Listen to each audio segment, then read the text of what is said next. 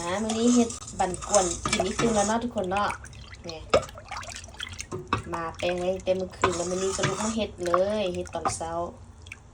เฮ็ดบั่นกวนกินทาน้ำมันใส่หม้อข้างนิดนึงแล้วก็ตักมาใส่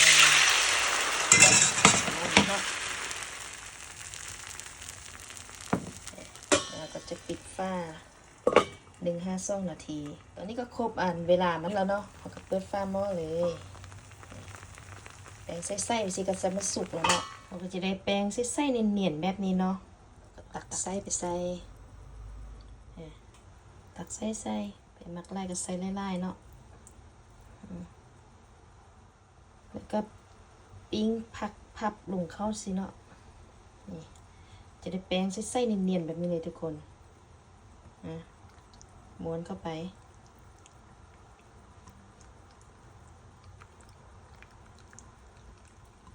เฮ็ดมือเดียวนะมือนึงจับกล้อง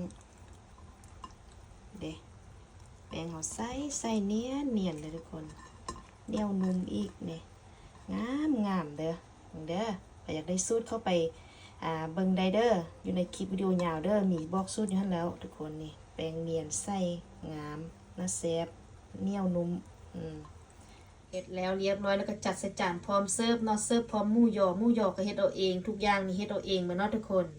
ผู้ใดอยากได้สูตรมีสูตรให้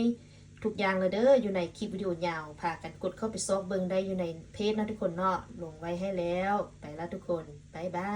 ย